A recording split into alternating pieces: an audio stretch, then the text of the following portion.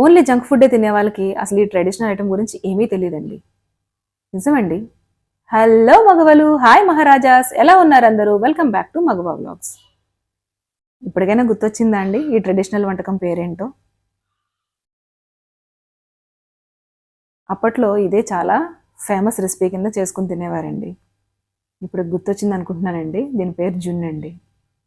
మనకిప్పుడు మార్కెట్లోని లేదంటే కనుక సూపర్ మార్కెట్స్లోని దీన్ని చీజు బటర్ అమ్మినట్టు అమ్ముతున్నారండి. కానీ ఒకప్పుడు దీన్ని ట్రెడిషనల్గానే ఓన్గా ఇంట్లో కుక్ చేసేవారు. సో దీనికోసం కావాల్సినవి ఏంటంటే లీటర్ పాలను తీసుకుని అందులో 400 గ్రాముల బెల్లాన్ని తురుముకొని ఇలాగా అందులోనే కలిపేసుకోవాలండి. కలిపేసుకున్న తర్వాత ఇలా వడకట్టుకుంటే మనకి బెల్లంలో ఏవైనా కనుక పొట్టుంటే పోతుందండి.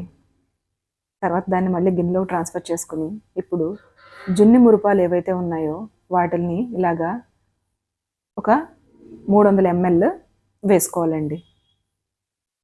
పాలు చిక్కదనాన్ని బట్టి మనం పాలు యాడ్ చేసుకుంటూ ఉండాలండి. అడిషనల్గా వాటర్ అనేది అసలు యాడ్ చేయకూడదు. జున్ను పాలు చిక్కదనాన్ని బట్టి మనం నార్మల్ పాలు, ప్యాకెట్ పాలైనా నార్మల్ పాలైనా మనము యాడ్ చేసుకోవాలి. దాన్ని బట్టి తీపిని మనం సరి చూసుకోవాలండి. తీపి సరిపోయిందో లేదో ఒకసారి చెక్ చేసుకోవాలండి. ఇలా బాగా కలిపిన తర్వాత ఇది వచ్చేసి అందులో ఉన్న వెన్నపూస మాట అండి. చూస్తున్నారు కదా, పాలు అనేవి అంత చిక్కగా ఉన్నాయి. ఇప్పుడు ఇందులో మనము సొంటి పొడి, అలాగే మిరియాల పొడి, అలా యాలక్కాయల పొడి 3 కలుపుకొని మనం ఇలా వేసుకుని ఒకసారి బాగా కలుపుకోవాలండి.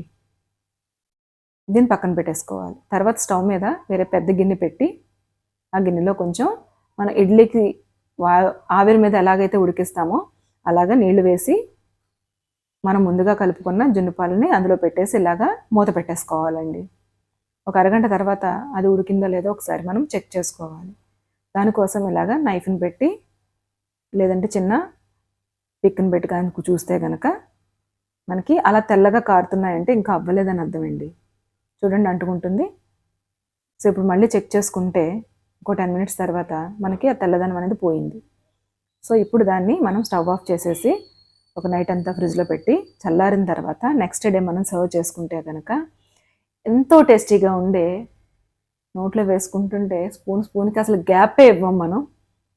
అంత ఎమ్మీ రెసిపీ అండి ఇది. ఖచ్చితంగా జున్ను పాలు దొరికినవి అంటే జున్ను చేసుకోకుండా అసలు ఎవ్వరు ఉండరండి. అడిగి మరీ తీసుకువెళ్తారు.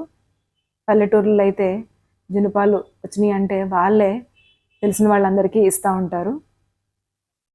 ఇప్పుడు మరి కొనుక్కుని మరి ఈ జున్నును వండాల్సి వస్తుంది. చాలా హెల్దీ అండి ఇది. ఖచ్చితంగా టేస్ట్ చేయాల్సిందే. మరి మనకున్న సాంప్రదాయపు వంటకాల్లో ఇది కూడా ఒకటండి, పాతకాలపు వంటకం. ఇది ఒక స్వీట్ ఐటమ్. ఇప్పుడు వచ్చేసి నెంబర్ ఆఫ్ స్వీట్స్ ఉంటున్నాయి కానీ దీనంత టేస్ట్ అసలు దేనికి రాదండి. మీకు కూడా జున్ను ఇష్టమేనా? ఎప్పుడైనా తిన్నారా? తింటే దాని టేస్ట్ ఎలా ఉందో ఒకసారి కామెంట్ బాక్స్లో కామెంట్ చేయండి. చాలా చాలా టేస్టీగా ఉంటుంది. నోట్లో వేసుకోగానే అలాగ కరిగిపోతుందండి. సో ఈ రెసిపీ అనేది మీకు నచ్చిందని అనుకుంటున్నాను. ఈ స్వీట్ రెసిపీ కనుక మీకు నచ్చినట్లయితే లైక్ చేయండి, షేర్ చేయండి, సబ్స్క్రైబ్ చేసుకోవడం మాత్రం మర్చిపోవద్దండి.